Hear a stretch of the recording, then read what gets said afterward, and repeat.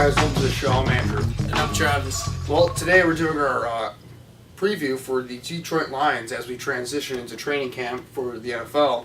And, boy, there were a lot of things that the Lions need to take care of going to their offseason. What were some of their needs going into the offseason? Yeah, some of their biggest offseason needs is they really needed to improve the offensive line. They were one of the worst units in 2016. Matthew Stafford was always under pressure, always on his back, it seemed like. And so that was one of their big needs. They also needed to improve their pass rushing, and they also needed more play from their running back position to really help out the offense. But what were some of the big offseason moves the Detroit Lions made? Yeah, I mean, well, they addressed the offensive line that we've been talking about right away. They spent a lot of money getting Rick Wagner, the top offensive tackle on the market, offensive right tackle on the market, giving him a huge contract. And they also signed T.J. Lang from the Green Bay Packers, kind of stealing him over from there. And that kind of really solidifies that right side of their offensive line because they drafted Taylor Decker last year. He did a really nice job for them. Yeah. And looks like a guy who's going to be a Pro Bowl level player for them, or at least a building block type of player for them going forward. So it kind of solidified that right side of the offensive line. Really helps out Matthew Stafford a whole deal, especially since he doesn't really have a number one target still. They were able to replace Calvin Johnson pretty well last year, but he still needs time to be able to throw the ball, and for them to be able to run the ball going forward.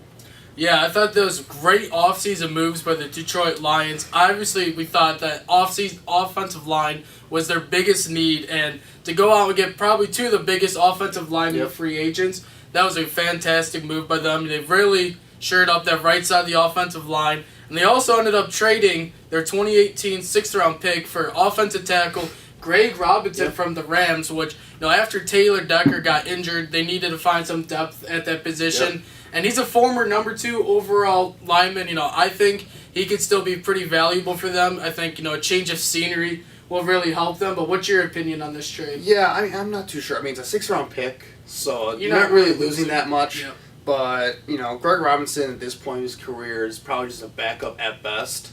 So if they're at best, I saw him play in the Rams, and he was he didn't look like an offensive lineman in the NFL to me, at least from a technique and production standpoint. From a size standpoint, he's got it. Yeah, he's got the size. He's still young though, and I think culture makes a really big influence on how it affects your game. Yeah, again, we'll see how that transition works out for them, but I'm not too confident on them, especially with him having to replace Taylor Decker for at least the first half of the season. Maybe a little bit more depending on how he recovers from his injury. Yeah. But we'll see how that works out. Again, it doesn't hurt to add more depth to the offensive line for sure. It was a low-risk, high-reward move by them. So speaking of low-risk, high-reward, they also had a ton of more smaller moves in the offseason, one of which came from by signing cornerback DJ Hayden from the Oakland Raiders. Yeah, I thought that was a really good under-the-radar move because the Detroit Lions secondary, besides Darius Slay and Glover Quinn, really doesn't have too many playmakers on that side of the ball. And DJ Hayden was also a former first-round pick. He's got really great speed for a corner, good size.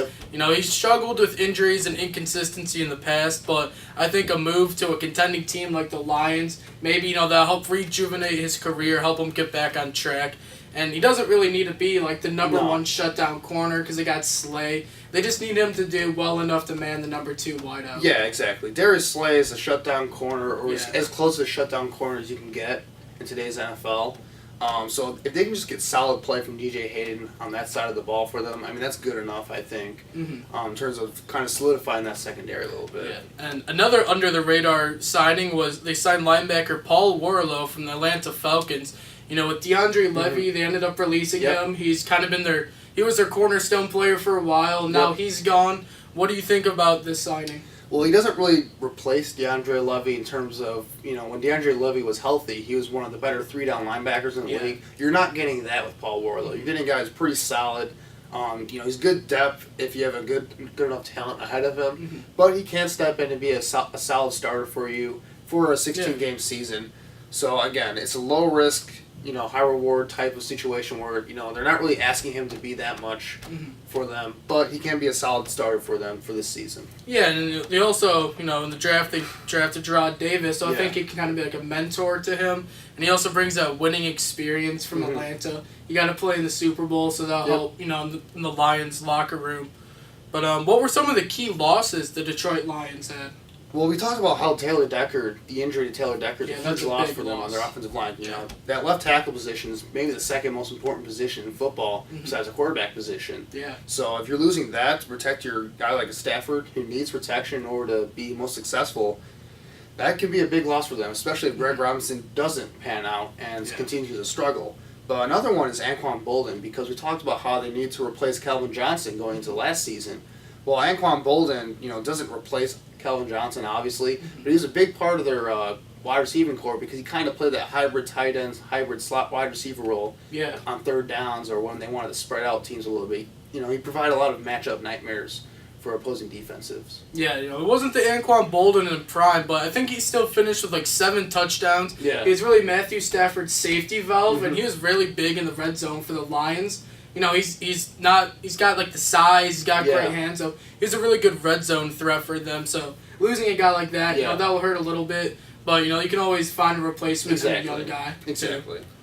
But So going forward, what did you see from their draft? Going from their free agency to their draft. What did they do in the draft that you really liked? Yeah, well, with the first round pick, they solved their linebacker issues by taking Gerard Davis. Now, this guy, he's a pretty good linebacker. He's not a big, flashy name, but he's a three-down linebacker in college. One of his big problems was that he battled injuries a lot, which is kind of surprising they take him considering what happened with DeAndre Levy. Yeah. And also, they took him at 21st, where Reuben Foster was still on the board. I know you're really big on him, and I think he could have been a really big changer for the Lions defense. What'd you think about that? Yeah, I like the pick. Yeah. He wasn't one of the top prospects in this draft. He's more of a guy that's going to be really solid for you. I don't really see him being a star player at the linebacker position, but like you said, he can be a 3-down linebacker. He can kind of replace DeAndre Levy in that sense. May not be as good as DeAndre Levy was, for that 1 or 2 year period where he was healthy. But, he can be a very good player for them. For me, I would have picked Reuben Foster, even with the character and injury issues that are there. Because Reuben Foster has a chance to be a special player, I think, as a linebacker. And I think you take a chance on that type of special player. But, I can't hate the pick for picking a guy like Gerard Davis, who's going to be a solid player going into this next season. Yeah. In the second round, they ended up getting a cornerback, too, to kind of solve that defensive back issues that they had last year, Tease Tabor. What do you see in Tease Tabor going forward? Yeah, obviously they needed a lot more defensive backfield help, so, it doesn't hurt adding more depth to that. But one thing I noticed was in his combine, he ran a 4.640, which is very slow for a corner. They say he's got, very good quickness, which might help for his speed, but still, for a cornerback, that's pretty slow. But, I think it's a good signing considering they need as much help as they can in the secondary. I'm not in love with this pick. Again, this is a loaded defensive back class, so if they get a cornerback in the second round, it's good value any way you put it for this draft class. But Tease Tabor is not a guy I was necessarily really high on because of that 40-yard dash time. And again, the game isn't played in a 40-yard dash. It's played more of that quickness and instincts. If he has that, then that'll help him a lot at the NFL level. But again, 4.640 is just a huge red flag for me. Yeah. And I don't know if he'll be able to, match up with some of the speedsters that are kind of coming forth. Playing with the elite athletes in the NFL, so that's going to be a very big question mark. We'll see how he does in the regular season. And I gotta say, another draft pick that I liked for their draft class was getting a backup quarterback prospect in Brad Kaya from Miami. This is a guy that was projected to go as high as the 3rd or 2nd round in a lot of early projections, and they got him in the 6th round. So if he can develop into a backup quarterback for Stafford, I think that's a pretty solid investment for a 6th-round pick. Yeah, with Stafford, there's been some injury problems there, so it's always nice to have a guy who can come in and win a few football games if your main guy goes down. Stafford's kind of in his prime, so I'm not sure if he's really part of their long-term future. I don't think so. But it's still a solid backup. Again, for a 6th-round pick, if you can get a solid backup quarterback out of that, I think you take that. Exactly. Well, moving on from the draft, training camp is going to be starting up this month. So what are sort of the storylines and positional battles that we're looking forward to going into training camp for the Lions? Yeah, one of the big storylines will be who will step up in the linebacking corps for the Lions. They got guys like Gerard Davis, the rookie, Tahir Whitehead, and Paul Warlow, all guys who can be very valuable starters. They're not going to bring you any excellent skill sets, but they're very good at what they do. Yep. What do you think? Well, they're obviously putting a lot on Gerard Davis to kind of be that guy for the linebacker position. But again, Paul Warlow and Whitehead, they're solid players. They're not really exciting players on the defensive side of the ball. They make me go, oh wow, they made a lot of improvements there by having those guys in the locker room. They're just kind of solid guys to have around, but I think they're going to be looking forward for maybe some younger guys in camp to kind of step up and kind of take those spots, because those guys aren't really like building blocks per se. They're kind of like spot holders. Yeah, they're veteran leadership guys. Exactly. Yeah. Now another interesting storyline is the Lions have a lot of young talent, a lot of first round picks, guys who are going towards the end of their rookie contracts. Guys like Amir Abdullah, Eric Ebron, Ziggy Ansah. I mean, those can be very big foundational pieces to a Super Bowl team if they live up to their potential. What do you think that the Lions need from these guys to make it back to the playoffs? Well, you said if they live up to their potential, and for a lot of these guys, they haven't. Now, Ziggy Ansah is a different story because he has lived up to his potential in terms of he had a couple years where he looked like a dominant pass rushing force. Last year, he just had a lot of injuries, didn't quite get back into shape by the end of the year. So he had kind of a down year last year, but I think he'll be fine going forward, especially if they can get another guy on the other side of the field to kind of help him with that pass rush. Yeah, but for Eric Ebron and Amir Abdullah, I mean, they just haven't lived up to expectations so far. Eric Ebron's a great athlete, great size, kind of what you want for a prototypical modern day tight end. Yeah. He just kind of just hasn't really gotten it. It hasn't clicked for him yet. Yeah, I mean, he was a top 10 pick, and everyone thought he was going to be the best tight end out of that loaded draft class. And, they thought with, him and Calvin Johnson, those are going to be the big guys. Now that Calvin Johnson's gone, Eric Ebron, he's entering his final year of his rookie contract. He needs to step up big. He's got to carve out a bigger role in his offense for the Lions.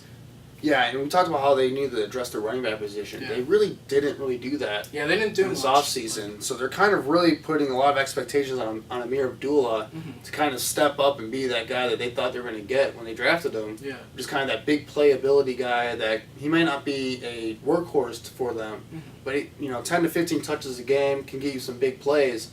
He hasn't really quite lived up to that yet, whether it be due to injuries or other factors that have really contributed transitioning to the NFL. Yeah, stuff like that. So he's going to really have to step up for them, and especially because they really don't have a workhorse guy or a guy like that can really get you 15 to 20 carries and kind of take the load off of Matthew Stafford. Yeah. Well, I really like Amir Abdullah. He's a young running back. He's still got time to develop. And, I mean, he's just like a big play running back. He's very fast, and he's very explosive. Now, last year, he had a really good start to the season. Unfortunately, he ended up getting injured. So I'm thinking this year, hopefully if he can build off of that progress he made last year. I mean, this is a guy, when they selected him, they're kind of expecting him to be a big part of their offense. And I think if he can continue developing, he can be a really big contributor to helping Matthew Stafford out, taking the pressure off of him. I think he's a really good young player.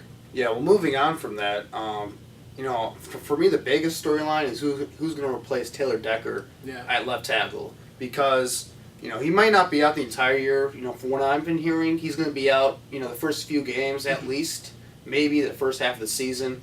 But still, that's a very important stretch of games for them where not having a good left tackle or a solid left tackle there could really affect their season in a huge way, especially with how that affects Stafford's play, how that affects their running game. Who do you think can come up and replace Decker for that offensive line? Yeah, I think ideally they'd like to have Greg Robinson come in and be a guy that can play well for those first few games while Taylor Decker's out. Now, we know Greg Robinson hasn't had the best of success yet in the NFL, so if need be, they could move Rick Wagner to left tackle, even though he's a natural right tackle. But I'm thinking those two will be the main two guys that need to fill that void for the Lions. Yeah, I think they're going to try and do as much as they can to keep Rick Wagner at right tackle because, like you said, he's a natural right tackle. That's what they signed him to play, is right tackle.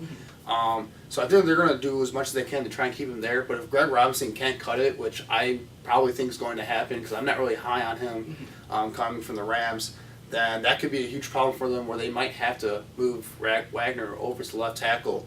And that could be a big deal for them too because that kind of affects the chemistry with TJ Lang as well. Yeah. So I mean, there's a lot of factors for the offensive line in terms of chemistry and talent and all those, how all the pieces fit together.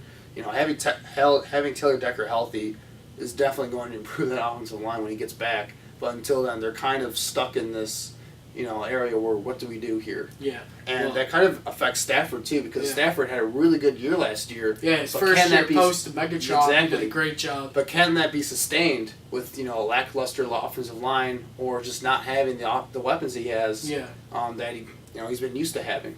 Yeah, I'm not really sure because last year I believe the Lions led the NFL in fourth quarter comebacks, which is something you really can't rely on. Yeah, exactly. So, for Stafford, he's going into year 2. He ended up losing Anquan Bolden, which was kind of a big part in the offense. And, now defenses have more tape on him. They're seeing, okay, what's Matthew Stafford going to look like? What's he looking for without Calvin Johnson?